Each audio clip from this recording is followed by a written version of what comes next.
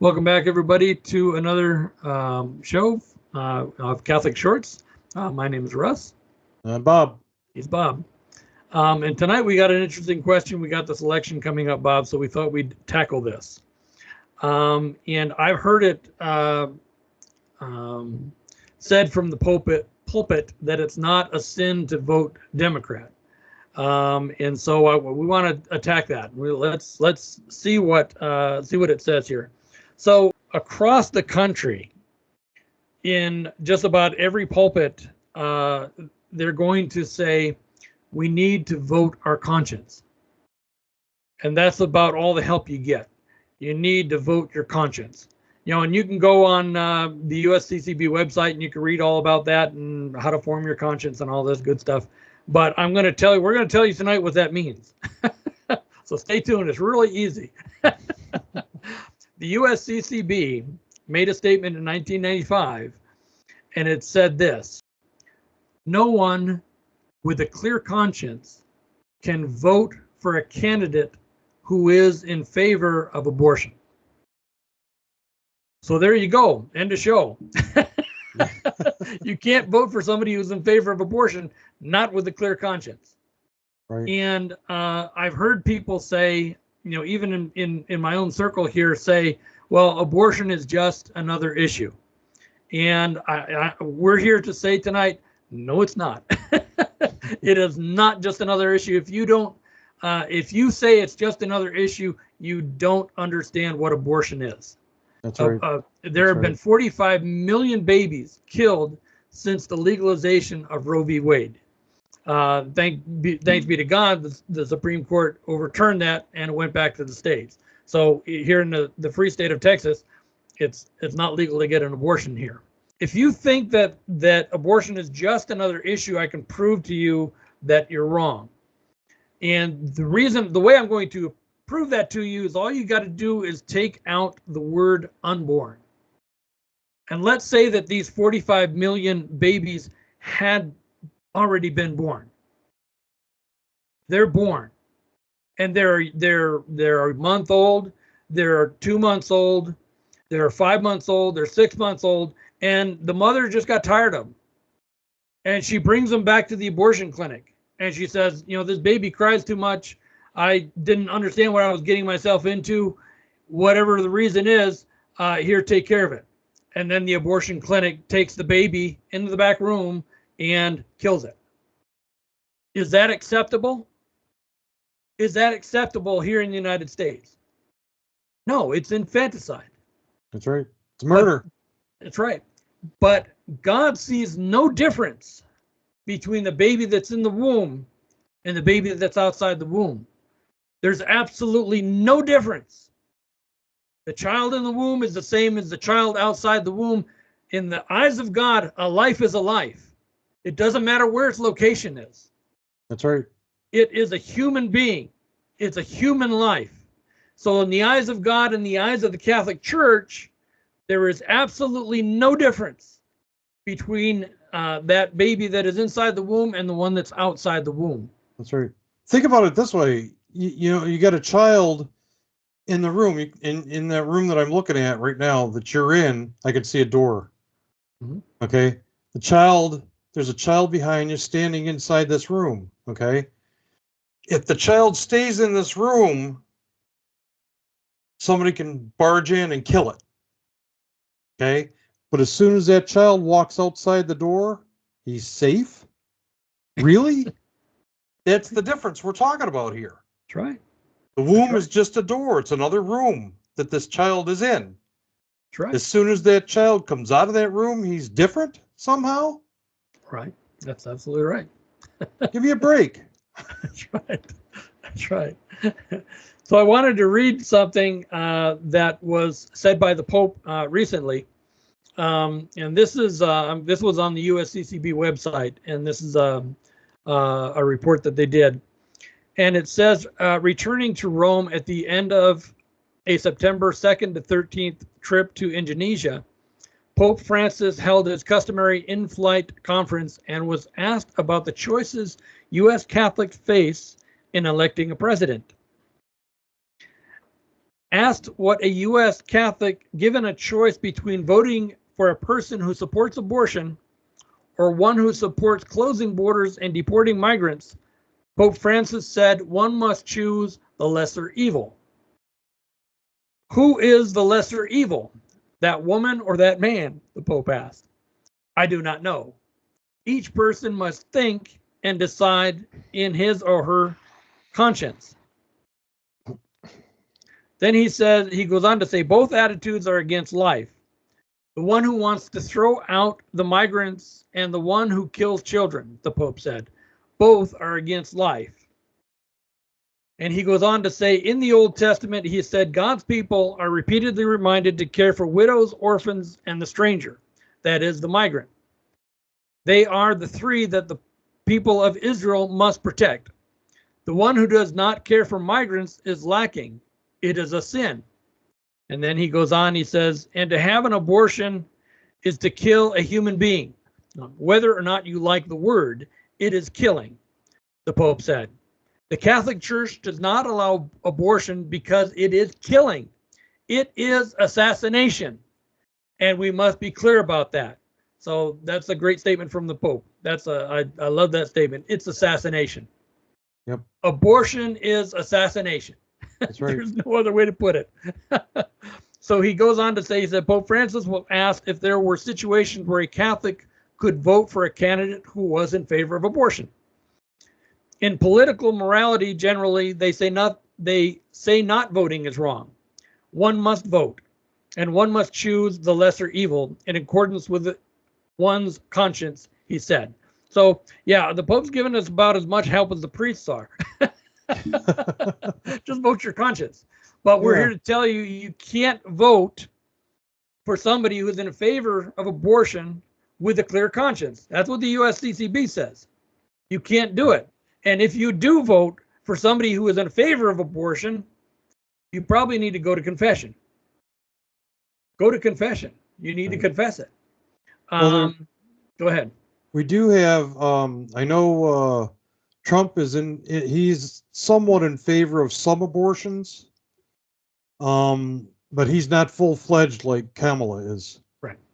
Kamala is pushing abortion like, up to the very point of birth. Sure. Whereas Trump doesn't go that far. So Trump, we again, we're stuck between a rock and a hard place. We have to vote between the lesser of two evils. Mm-hmm. And obviously Trump would be the lesser of the evils because he's not full-fledged abortion all the way up till birth. Right. Right. So there's going to be, so he's not full bore abortion. Right. Whereas Kamala Harris is. She'd just soon kill him as look at him. That's right. That's what it seems to be anyway. Yeah. Trump is just doing politics.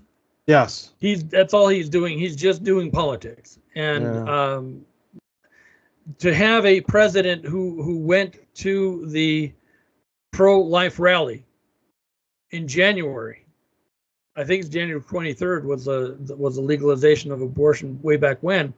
Yeah. And he's the only president that has been to a pro-life rally. That's right. And so that, to me, that speaks volumes. Right.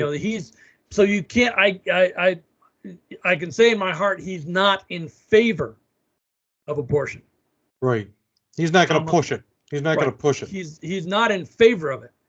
Kamala is. Yeah, she'll push it. She'll push abortion. They're trying to make it legal for abortion in all 50 states. They want to make it a constitutional mandatory right. Yeah, constitutional. They want to make it a constitutional right to get an for abortion. every to state. To kill your children. It's a constitutional right to kill your children. Yeah. And whereas Trump is not. He look what he did with the courts. He got Roe versus Wade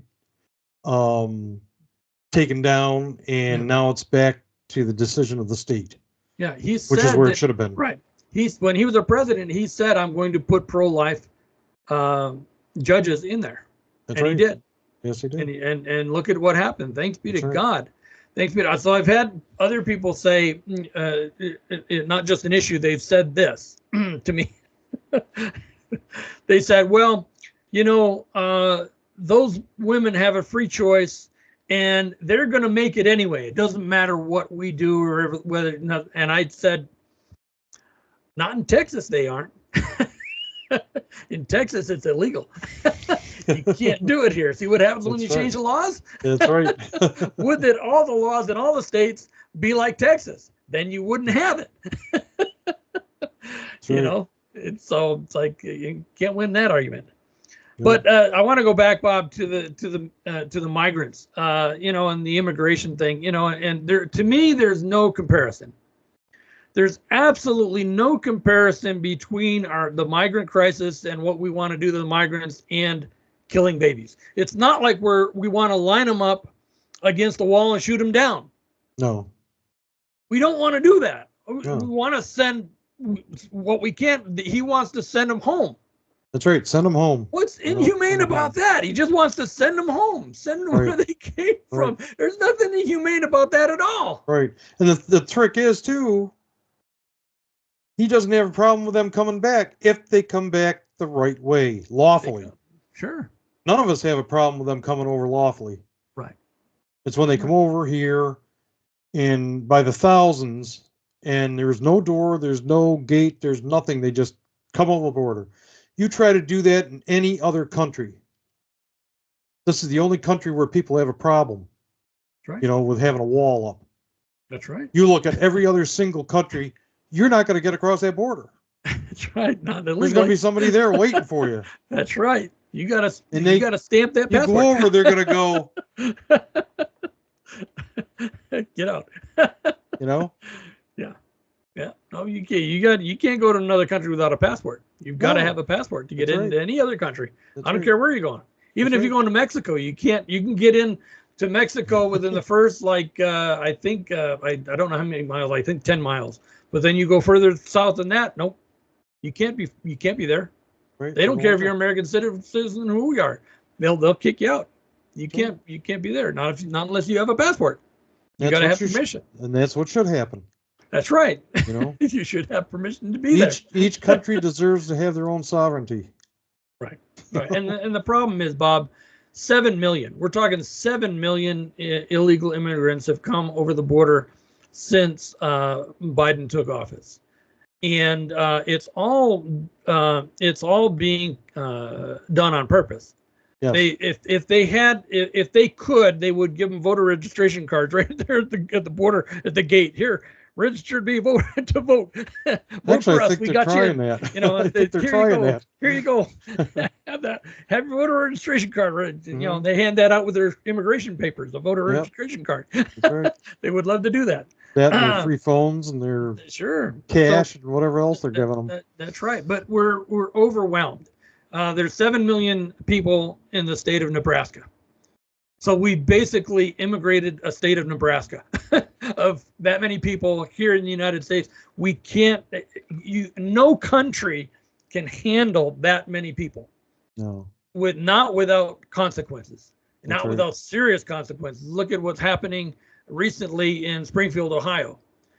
Take a population of 50,000 in the town and inject 20,000 immigrants on top of that population and see what happens. And they're seeing what's happening. It's almost half of the population. Half of 50 is 25. So it's almost half of the population now is our migrants that have no place to go. They don't have jobs. They don't have anything. They don't have anywhere to be or anything. And we just throw them there and say, here you go, deal with it. Right. That's not even talking about the problems of some of them are driving vehicles and they don't have a license for them. Oh yeah. There was a kid killed out there, because some migrant down there was driving a tractor trailer. Yeah. Yeah. And killed the kid, but all you need to do is think about this. Think of the city that you live in. What is the population of the city that you live in? Mm-hmm. El Paso's like 800,000. Right. So that's like taking a population of 800,000 people and injecting 350,000 people that only speak Mandarin into a town, in our town, we would not be able to deal with it. Right. Nobody can. Mm-hmm. Nobody can deal with this. Because they don't even speak. They speak, I think, Creole or French. The Haitians over there in Springfield. They don't even speak the language. So, we can't keep doing this. We cannot do this anymore. That's right. And so to me, that's the most humane thing to do, is send them back. Right. Send them back to where they came. Just give them a ride back to where they came from. That's the most humane thing to do, is send them home. Right. There's nothing right. Unhuman about that. Right. This is the other thing too. The Pope and anybody else that's talking about open borders. We mentioned this at one of our earlier podcasts about when we were talking about the devil's attack on our children, the devil's war against our children. Sure. These wide open borders open it wide open for trafficking. Oh, sure. We've got children taking advantage of it that are coming over here and being trafficked into the sex, sex trafficking, and they're just coming over here and disappearing. So where is the care about that? Nobody seems to care. Does the Pope know that's happening? That's right. These people are coming over wide open borders. Oh yeah, we're taking these people in, but we're not the only ones taking them in. There's a lot of evil people collecting those kids. Oh yeah. And abusing them. Oh, now, if we had a closed border, that wouldn't be happening. That's right. They wouldn't be able to do it. That's right. People would have to come through a gate and they'd be documented. Mm-hmm. Then we'd know where they were going. That's right. What happened to them. That's right. Right now it's wide open. They just take them anywhere. That's right. Well, I mean, and that's just one, the sex trafficking, probably the worst thing that's going on. But think of the drug trade. The drugs they're pouring over. They're pouring over the border. They're taking advantage of that. How many thousands of Americans are dying from those? That's right. It's a huge problem. It's a huge problem. And like I said, no country can sustain this. No country can sustain it. I don't care who they are. They can't sustain that. That's right. I wanted to read, this is what the USCCB says this year. I said what they said last time in 95. This is what they say this year. Abortion and care for migrants are both issues the U.S. bishops urge Catholics to consider when voting. In their document, Forming Consciences for Faithful Citizenship, however, they say, the threat of abortion remains our preeminent priority. That means the top priority. Preeminent, the most important issue, because it directly attacks our most vulnerable and voiceless brothers and sisters and destroys more than 1 million lives per year in our country alone. So the USCCB got it right. That's right. Thanks be to God for the U.S. Catholic bishops out there. Right. So brothers and sisters, if you're in a talk with anybody and they want to speak round with you like this, tell them what the USCCB says. It's the preeminent issue. Abortion is the most important issue. Right. So going back to our original question, is it a sin to vote for a Democrat? No. It is, though, if you will vote for a person who is in favor of abortion, knowing that person is in favor of abortion, then it could be a sin. Then you probably need to go to confession. It's definitely a sin. Yeah. Yeah. You need to go to confession for that. Yep. And you need to talk to a priest and get absolved. Yep. It's a problem. Big time problem. And again, the people, that we're going to send back, we're not killing them. Right. You're killing those babies. They're dead. That's right. The child is dead. That's right. It's an assassination. That's what the Pope said. Assassination. An assassination. When you send the people back to their homes, you're not killing them. That's right. We're not killing them. You're just sending them home. It's not a problem. What's the problem? Yeah, exactly.